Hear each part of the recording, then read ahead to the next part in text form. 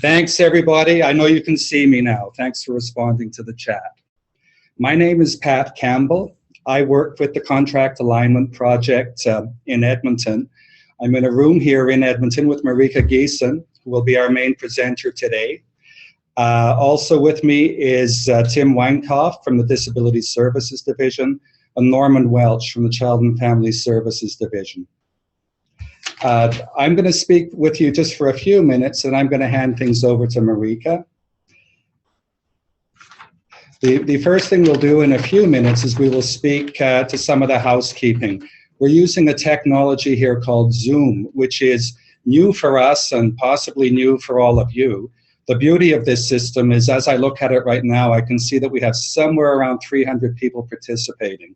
There's no way we would ever have been able to reach that kind of an audience through our previous technologies, and we'd be burning a lot of gas. So thank you for joining us today, and each of you that's out there is a qualified service provider, so congratulations on that now as well. Our role here today is to talk to you a bit about the service request process. As you can see from the screen, this is an information session for that. We'll be talking to you about what is a service request. We'll be talking to you a bit about how Human Service is going to acquire services through a transitional period of the next roughly 24 months. We'll talk to you a bit about the service request template and appendix. We'll also talk to you about options within the service request, and then we'll just talk a little bit about the state of things today as they are. Because we have so many people on the line, we are inviting questions, but what we will do is we're going to be giving our presentation, and you can certainly send questions to us. I'll talk to you a little bit about how to do that in a minute. But what we're going to do is about halfway through the presentation, we're going to break for about 20 minutes, anticipating that a lot of your questions may be similar. And what we'd like to do is just take a few minutes to look at those that are of most significance to our audience. And then we'll spend the remainder of the presentation today addressing those questions. So I hope that works for everybody. Now I'll get on to the housekeeping. Okay. As I'd mentioned earlier, at this point in time, we have somewhere around 316 participants, so we're a big crowd today. If anybody has a question that they want to ask us, as you look along the bottom of your screen, there is a bar called Q&A. Basically, you click on that, you type your question, and you send it in to us, and we can monitor questions on an ongoing basis. And at the end of this session, we can actually, through this Zoom stuff that we're using, we can request a report, and it will tell us all the questions that people have been asking. Once we have those, we're going to spend the next week or so, hopefully by April 1st, synthesizing those questions and putting together responses to them, and we hope to post them on our website as of about April 1st. Some of that will depend on how many questions we get. So after the initial presentation, there will be a 20-minute intermission while we're reviewing the questions. If you're watching this in a group, the first few minutes, that might be a good time to formulate some questions amongst your group and then send them in to us. We will address as many as we can in the time allotted. And as I said earlier, the remaining questions will be posted on our website somewhere around April 1st. And we will send a notice out to you using the email list we've built of our qualified providers, just so that you know when that goes on there. If you are experiencing difficulties during this session with the technology, or you can't hear us or what have you, send us a chat on that chat function where you let us know that you are out there, and that would be quite helpful to us. As I said earlier, I think my final point is that all of this information and the webinar itself will be posted on our website. We're hoping to have that up for April 1st. Having said all that, I am now going to hand you over to Marika Geeson, who is the executive lead of the Contract Alignment Project, and she'll walk you through the service request process. Thanks a lot, and have a good day. Thank you, Patrick, and hello, everybody. Thanks so much for joining us, and thanks for bearing with us as we work through this new technology. We are with you until about noon today, We may break a bit early depending on how quickly we can get through the material and how many questions you have for us. So I'm going to move right into the session materials now. Just wanted to give you, before we get into detail about the service request process, wanted to give you a bit of an overview of the Human Services Procurement Initiative. This will not be new information for some of you, but keeping in mind that we may have some new folks on the line here who are interested in the broader context, I'll just take a couple minutes to talk about that.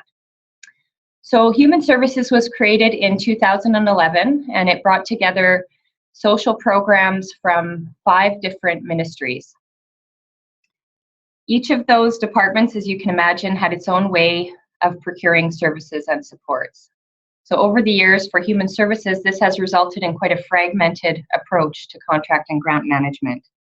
We've heard from service providers and from staff that that process can be burdensome and time-intensive, and that our approaches and our processes are also inconsistent and tend to lack clarity and transparency.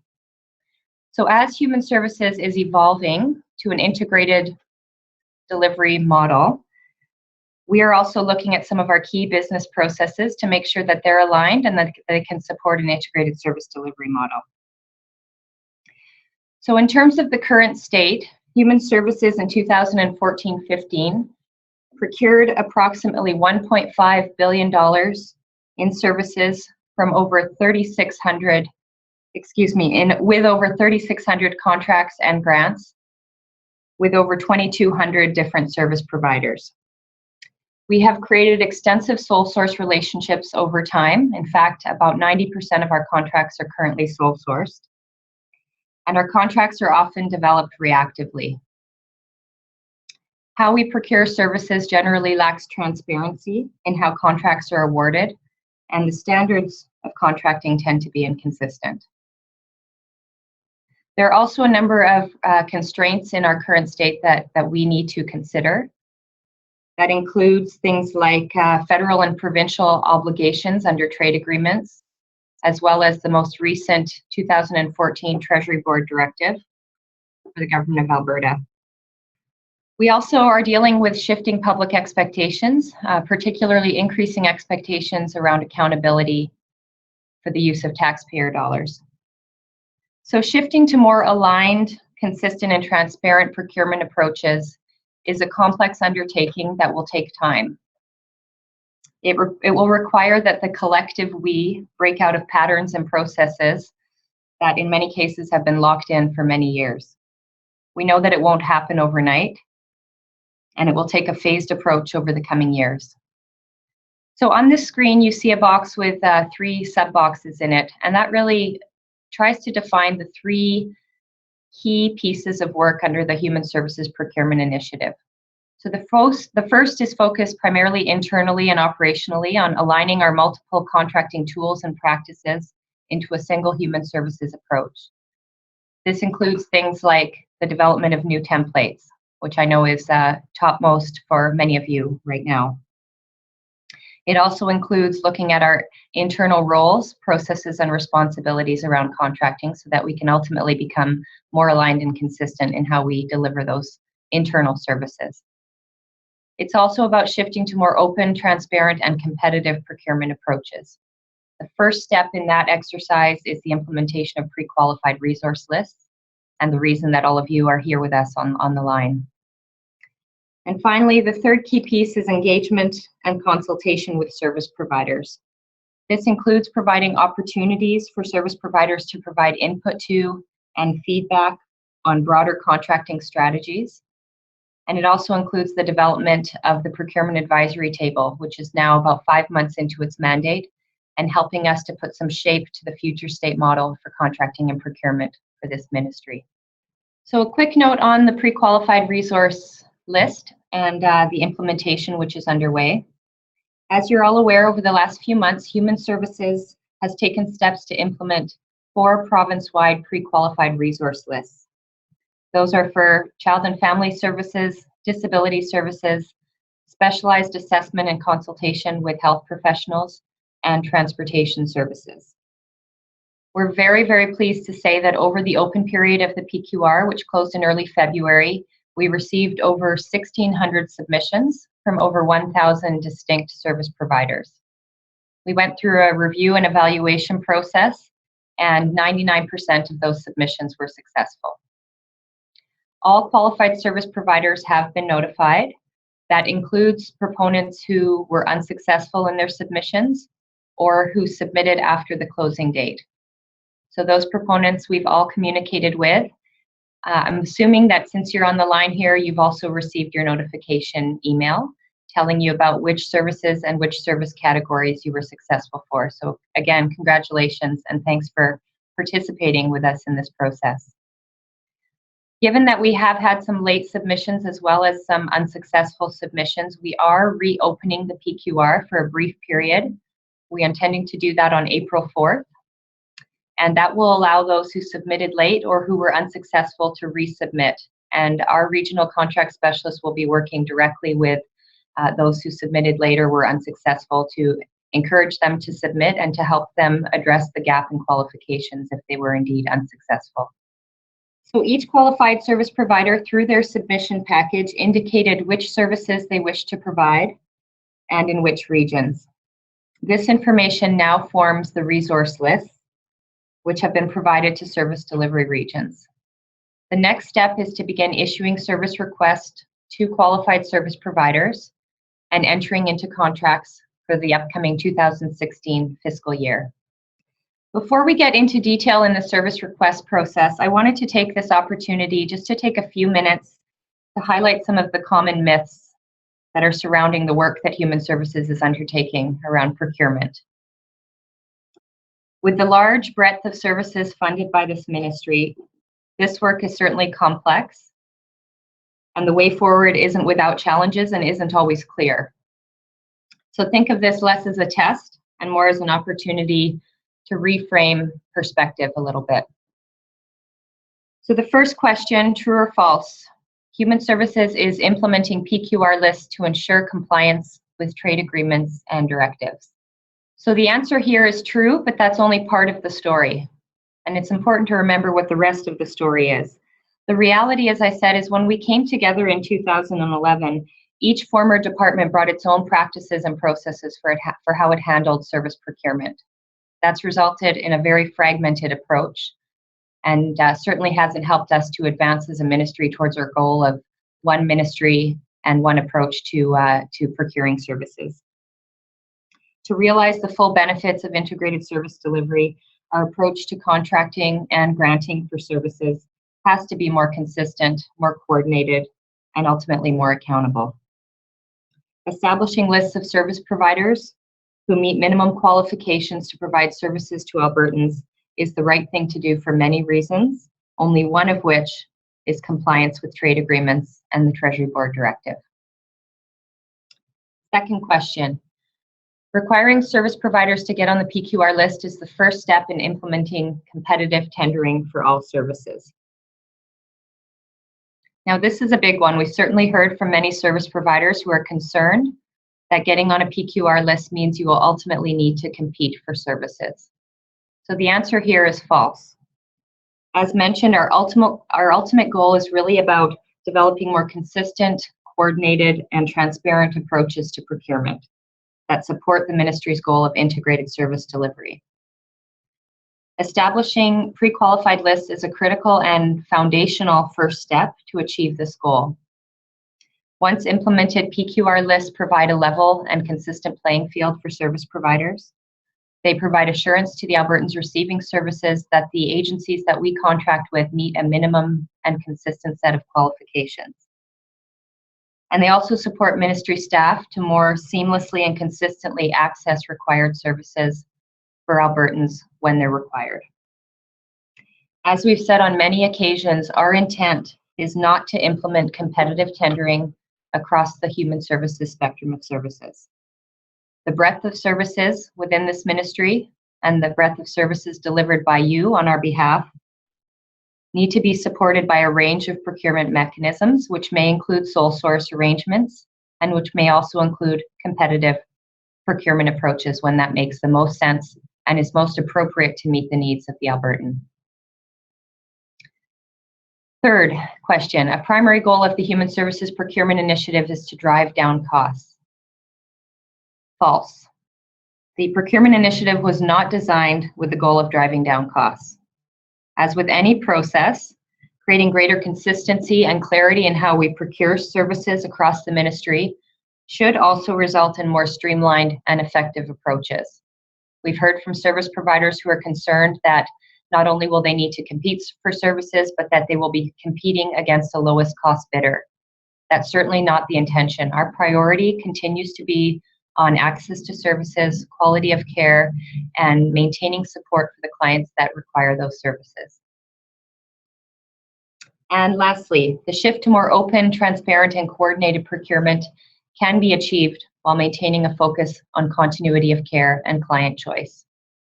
This is absolutely true, and it continues to be a fundamental principle that's driving this initiative. Implementing pre-qualified resource lists is not about reducing the number of service providers or severing long-term relationships with the clients that need those services. That's in nobody's best interest. So thank you for bearing with me through that. I hope that now that we've got our brains warmed up a little bit, we can get to the heart of this session, which is the service request process. This graphic may look familiar to you, and that's because it was included in the PQR package that was posted on Alberta Purchasing Connection. It outlines phase 1 of the PQR process, which is now complete. PQR submissions have all been evaluated, qualified service providers have been notified, and the resource lists have been finalized and provided to service delivery regions. When a region now requires a particular service, regional contracting staff can access that resource list to identify qualified service providers that match the service category for their particular region. So we are now entering phase 2. In phase 2 of the PQR process, regions engage qualified service providers to provide services. The service request is the mechanism by which Human Services, through the service delivery regions, will request services of qualified service providers under each PQR. You may recall that within the PQR package, again, that was posted on APC, there was a sample service request form. We've made a few small but not significant or substantial revisions to that service request form to try to make it a little bit more clear and easier for staff to use also from a regional perspective. Ultimately, the service request describes the services required, identifies the service category, identifies a maximum contract amount and term, and specific requirements. So when a when a proponent signs a master agreement, they become eligible to receive requests for services. When specific work is required, then the service delivery region sends a service request to a qualified service provider. As a crude analogy, I'd like you to consider Costco. I think most of us are familiar with Costco, love it or hate it. When you pay your membership fee for Costco, you become a member of that esteemed establishment. That's in effect the signing of the master agreement. Costco then offers you products, and you have the ability to stroll through the aisles, sample those products, look at those products, and decide which to accept. That is the service request being sent out. When you then take those products to the till, usually more than you walked in for, at least in my case, you take them to the counter, you pay, and the teller accepts your money. You have now cemented your commitment to purchase and effectively signed your services agreement or contract. So this graphic just tries to distinguish between the service request and the services agreement or contract. The service request is Human Services' indication of potential work to the list of qualified service providers. The services agreement or contract signifies a commitment by both the qualified service provider and the province to perform those services in accordance with the agreement. I just want to mention, I think this is probably clear, but service requests are only sent to the qualified service providers that have qualified for that particular service category and that particular region. So if a service request is sent out by Northwest Region for a particular service, it does not go to qualified service providers who have not indicated their ability and qualification to provide those services in other regions.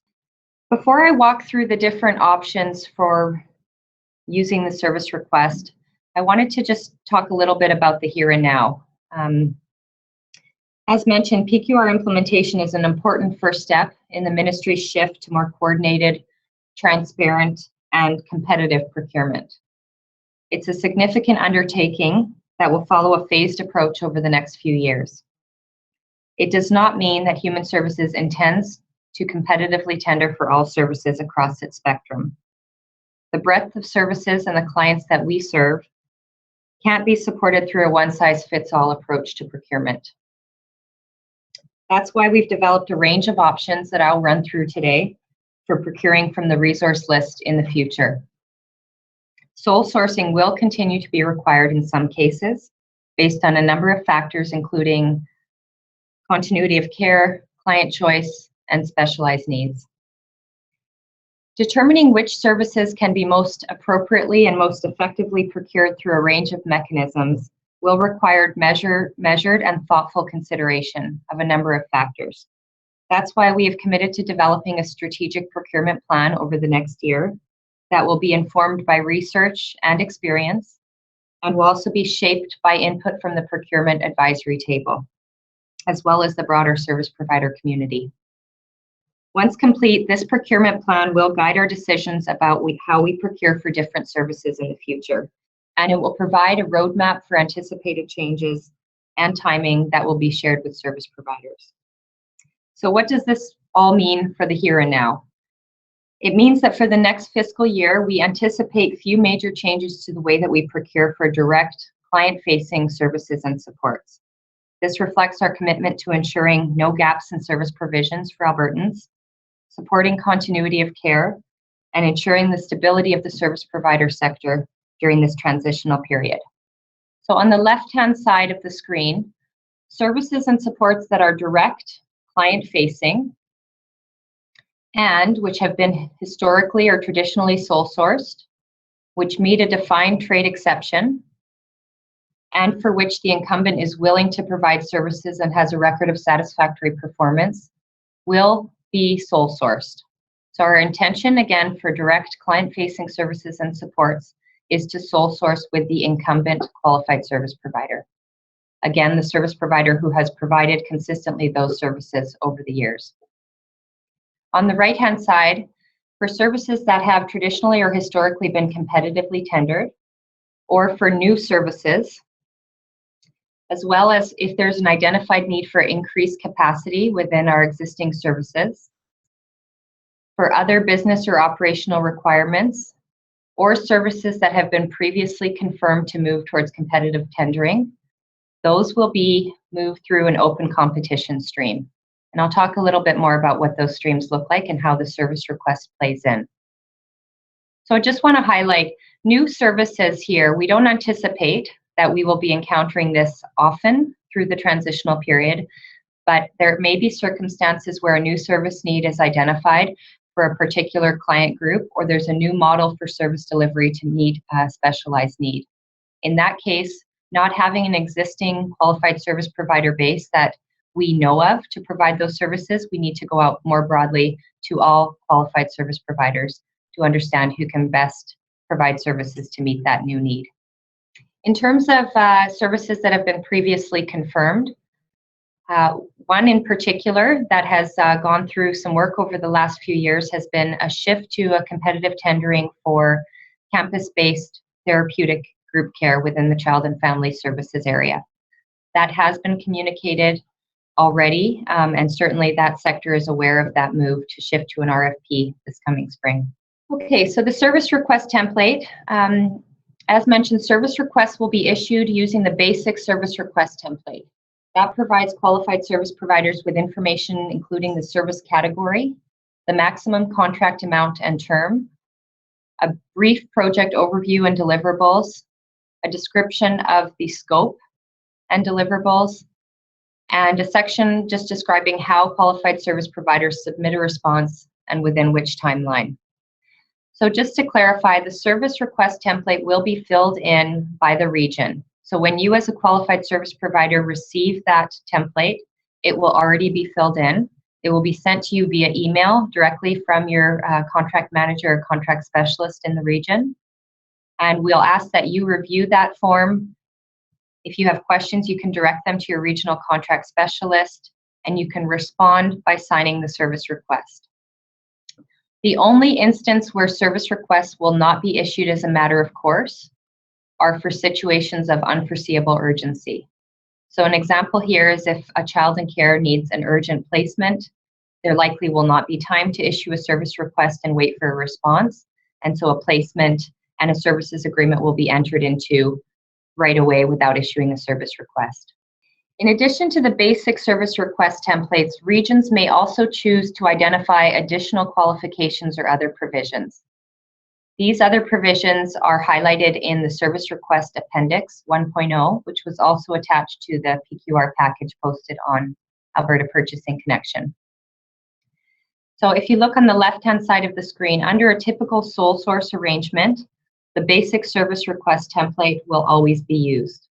The region may choose to select fields from the appendix if they wish to gather more information or highlight specific qualifications or requirements. Again, that's optional, and it would be up to the service delivery region to choose whether or not those additional provisions are required. In the case of open competition, the basic service request template will be used, and a comprehensive Appendix 1.0 would also be used. And that includes things like evaluation criteria upon which qualified service providers could provide information about how they meet those criteria, and the region would then evaluate based on those criteria. We'll get into a little bit more information about what else might be included in that process. So in this instance, for open competition, a comprehensive service request will in most cases meet the need for a competitive procurement. If a full-scale RFP is required, then we would use the Service Alberta standard Government of Alberta template for requests for proposals. So there are essentially 4 options that regions can consider when issuing a service request. The first is sending a competitive service request to all qualified service providers, and I'll run through each of these options in more detail in a minute. The second is sending a non-competitive service request to all qualified service providers, essentially to gather more information. The third is to send a notice of work to all qualified service providers, essentially informing service providers about the ministry's intention to procure from a single service provider. And finally, sending a service request to a single qualified service provider without issuing a notice of work. So again, during this transitional period, by and large, we will be operating under option 4, which is sole sourcing with incumbent qualified service providers, again, for direct client-facing services and supports. Having said that, there will be circumstances warranting other methods of procurement, in which case options 1 through 3 may also be used. So I'll now take some time to run through each of those options. So under option 1, a competitive service request is sent to all qualified service providers. Now again, it's probably assumed, but just want to clarify, for each of those options, the service request is only sent to qualified service providers who have qualified for that particular service category and region combination or dyad. So in a competitive service request scenario, the service request will set out the criteria to determine which qualified service providers are most suited to provide required services. For example, those criteria could include experience, resource personnel, certification standards, treatment methodologies, linkages to other community providers, as well as rates for the services. So such measures would help the service delivery region to determine which qualified service provider to proceed with. In essence, interested qualified service providers will respond to the service request.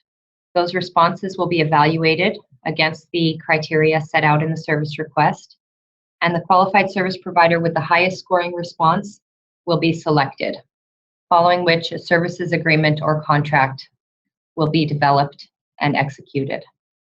The next option, option 2, is sending a non-competitive service request to all qualified service providers, again for a particular service category regional combination. So in certain in certain instances, a service delivery region may not have a clear idea which qualified service provider would be ideal for a specific work scenario. This is especially true given that we have some new qualified service providers that Human Services hasn't previously contracted with, or whom we haven't contracted with for many years. So more information may be needed from qualified service providers as to their qualifications and abilities before a definitive choice can be made. In some instances, the information that will be gathered will make it clear who to proceed with. In other cases, it may warrant further competition amongst qualified service providers. So in this case, the additional information will be specified in the service request to define the particular skills and qualifications needed to meet a particular service need. Interested qualified service providers then respond to the service request. Those responses are reviewed by the region and used to inform decisions about the best procurement method. In some cases, it may be that only one qualified service provider emerges as being able or qualified to provide that specific service, in which case we would sole source. If multiple qualified service providers respond as having the qualifications to provide that service, then we would move to an open competition scenario. Again, back to option 1. If a sole source route is selected, our practice would be that a notice of work will be issued to all qualified service providers, indicating our intention to proceed with a sole qualified service provider. I'll talk a little bit more about the notice of work here in a minute. So option 3, in this case, the service delivery region knows who they would like to contract with to provide some work, and also needs to provide notice to the other qualified service providers of the province's intention. So in this case, a notice of work is sent to all qualified service providers, again for that particular service category region combination, informing them of the region's intention to sole source. So this may be considered in cases where client choice needs to be accommodated, or where continuity of care must be protected for a client who's been in a long-term placement or has a long-term relationship with a given service provider, or if there's a requirement for a highly specialized skill set that can only be provided by a single qualified service provider. This, in essence, provides a notice period during which other qualified service providers have the opportunity to submit objections or submissions about that work that can be considered by the region for potential open procurement in the future. A notice of work would include defining who the intended qualified service provider is, the proposed duration or term of the agreement, the proposed services covered within that agreement, and the estimated value for the engagement. So this is certainly a new step in terms of Human Services procurement approach, and it's really reflective of our intention under the pre-qualified resource list. We are certainly wanting to be as transparent as possible. Qualified service providers have gone through the work to submit and to become a qualified service provider, and we have an obligation to notify those qualified service providers when our intention is to sole source with a single provider. And finally, option 4, a sole source service request where no notice of work is issued. Again, this would be used in instances where an unforeseeable situation of urgency exists and immediate services are required by a client. In some cases, there would not even be time for a service request to be issued. So a service request, when possible, would be sent to a single qualified service provider who's able to meet the urgent need, and other qualified service providers would not be informed of the potential work due to time constraints. As we mentioned in this transitional period, this is typically the arrangement that we'll be using for client-facing services and supports. So what about the here and now? In most cases, over the next year, an individual notice of work will not be issued. We addressed this through the notification email that went to qualified service providers to make it clear of our intention over this transitional period to sole source with incumbent qualified service providers, again for direct client-facing services and supports where services have historically been sole sourced. We're also looking at a maximum term in this case for sole source contracts with incumbents no later than March 31st, 2018.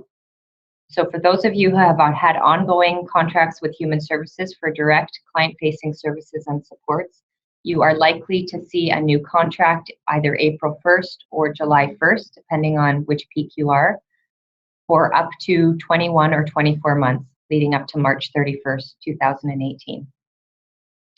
For services that have been competitively tendered in the past, even in the here and now, as well as for new work, increased capacity for existing services, and other business or operational requirements, service requests will be sent to all qualified service providers, and time would be allowed for those service requests to be reviewed and responded to by the qualified service providers. And finally, how do you as a qualified service provider respond to a service request? We've touched on this, but I'd like to just take a few more minutes on it. Again, only qualified service providers who have been pre-qualified in the service category for that region are eligible to respond.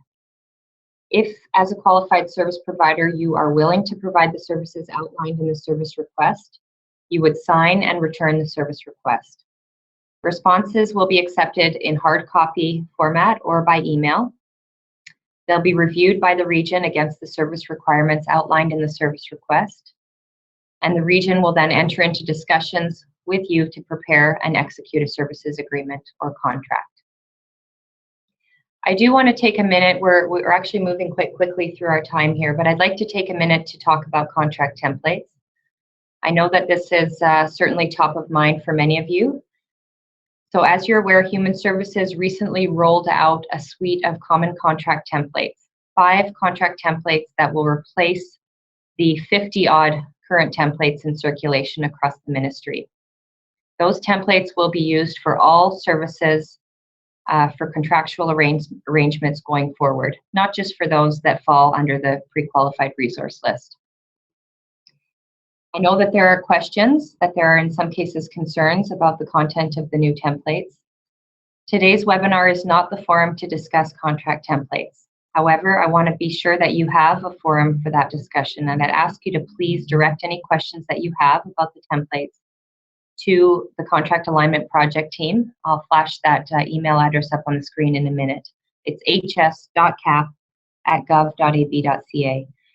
We also have a questions and answers document that we've recently posted on the Human Services website that addresses some of the questions about the templates. We will continue to update those questions and answers as we hear from you. And you're certainly welcome to contact your regional contract specialist with questions as well. And we've asked them to keep us in the loop to make sure that we're consistently responding to the questions that continue to be raised by service providers. So on that note, I suspect that we have many questions flowing in. We are going to take about a 20-minute intermission now, so until about 10:30. Please take some time to consider questions that you'd like to send in. We will, as a group here, review the questions, identify the common themes that have been raised, and work as hard as we can to answer those questions in the time that we have left. As Patrick mentioned, any questions that we can't get to, we will work to post on a Q&A by April 1st, if at all possible. Thank you, and we'll see you again in a minute. Okay, hello everybody. We're back. So thank you for your patience. We've received over 90 questions from the group, many of which duplicate each other a bit. So we've taken this time to review and identify some themes for the common questions that have been coming forward.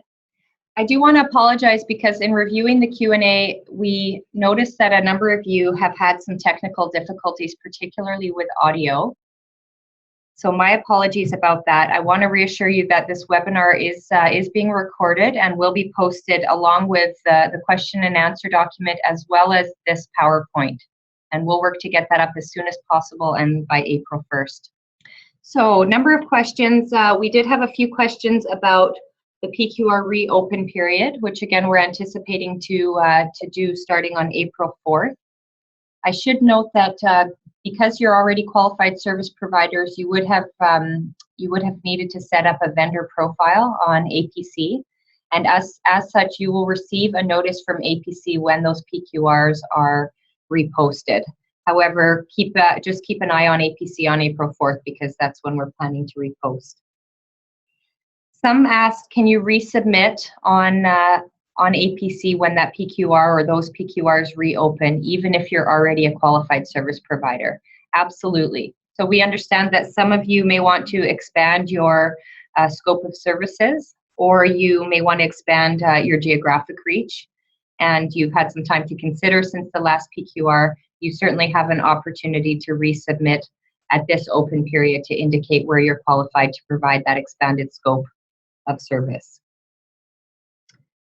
We also did have a few questions from folks who received notification for some or one of the PQRs for which they applied, but not for others. And also similarly, some questions from people who submitted but haven't received any notification at all. So we would ask you to please follow up by sending a note to the Contract Alignment Project team. Oh, I'm just going to move the slide forward so you have that address. There we go. hs.cap@gov.ab.ca. I do want to mention there are a handful, probably less than a dozen, of outstanding qualified service providers whose status is currently pending. That's because there are some clarification items that we're trying to resolve.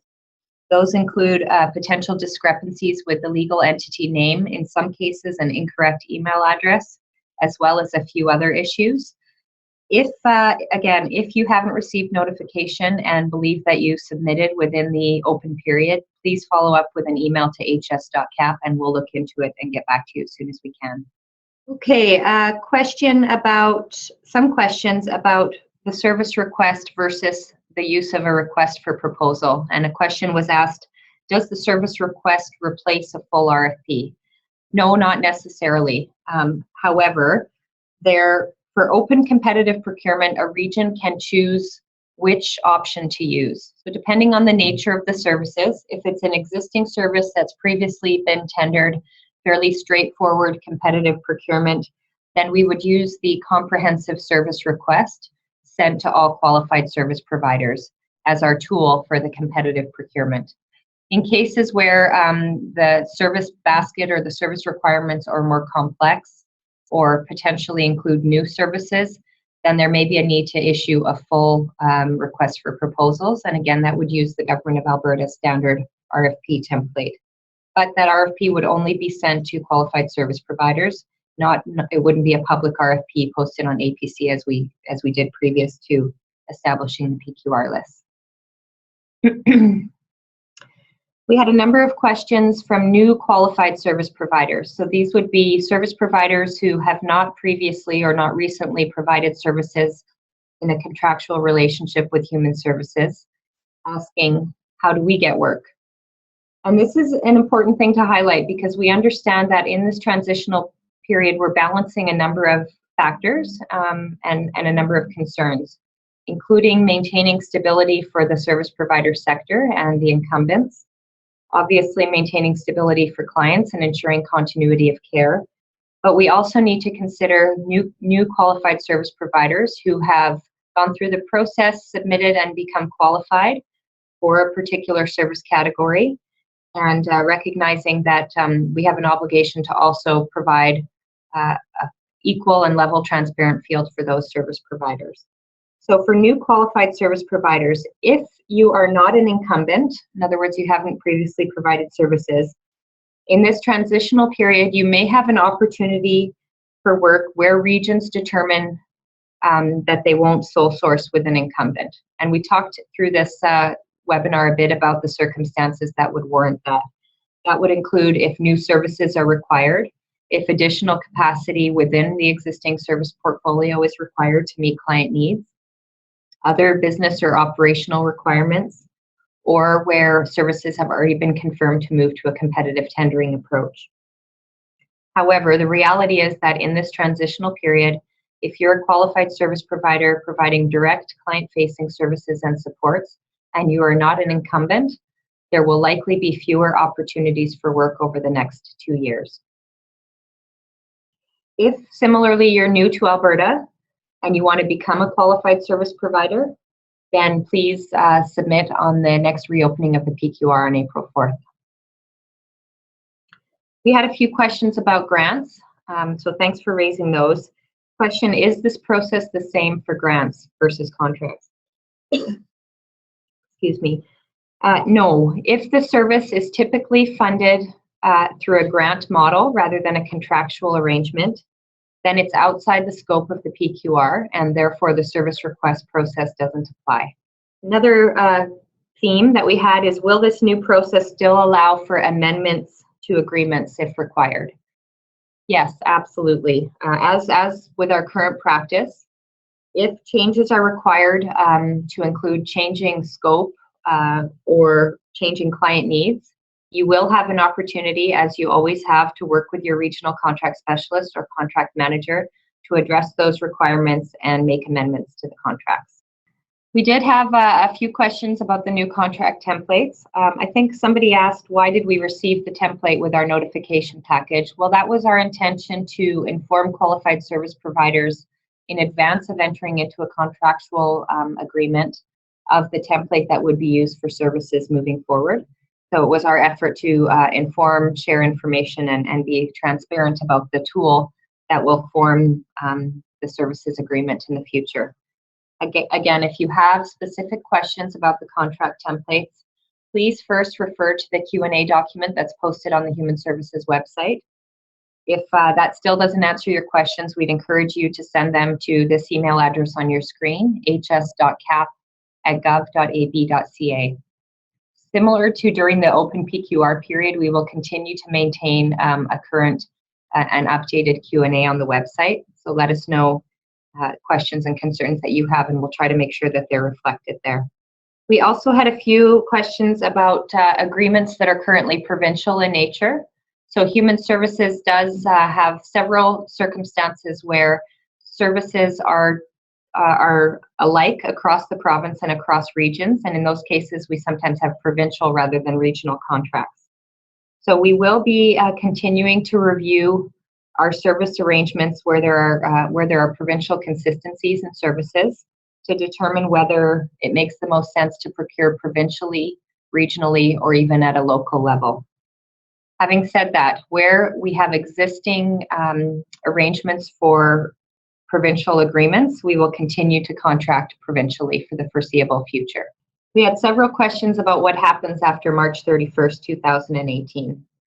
So as we mentioned, in this transitional period, we intend to sole source with incumbents for direct client-facing services and supports for a period up to March 31st, 2018.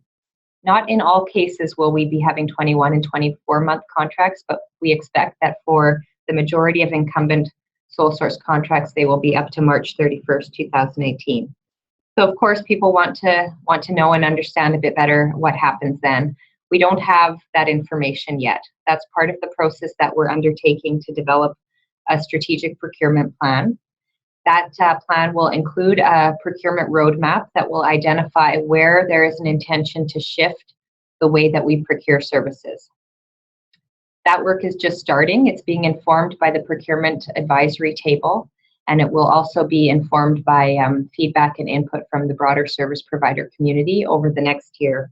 So stay tuned. You will continue to get updates about opportunities to provide input to that process, and also as we reach milestones in that process. I should say, though, that you can be sure that the process after March 31st, 2018 will include one of the 4 options that we've outlined today in terms of how a service request will be issued. So if it is determined that a particular service will be moving from a sole source to a competitive procurement approach, then those services would be identified through a service request that was sent to all qualified service providers. I think that wraps up the majority of questions where we saw common themes coming up from people. I see my colleague here writing a few things down, so we may have a couple stragglers that have just come in. I'm going to actually suggest that we just take a few quick minutes to review the last few questions that have come in. We'll come back for a quick 5-minute recap and wrap up. Okay, thanks everybody for your patience. We did have a few last stragglers of questions coming in we wanted to quickly address. Some questions about immediate next steps. So when can I expect to receive a service request? For contracts that begin April 1st, and again, those are largely the contracts pursuant to the Transportation and Specialized Assessment and Consultation PQRs. Service requests are already being issued in some cases by region, so you may have already received one, and if not, you can expect as an incumbent qualified service provider to likely receive those service requests very shortly. And again, if there are situations that wouldn't fall to a direct sole sourcing arrangement, then all qualified service providers for those particular service category or region will expect to receive a service request. For contracts that begin July 1st, primarily contracts pursuant to the Child and Family Services and Disability Services PQRs, we know that regions are working on their service requests now, so you can expect to receive those in the coming few weeks. We also had a process question relating to the service request. After receiving a service request, who do I speak with? The contact information for your regional contract specialist will be identified in the service request itself. So there will be response contact information identified in service request, and that's who you could direct questions to about the particular service requirements. Typically, those service requests will be emailed to you, and likely the individual who emails you those service requests would be the same individual that you would respond to.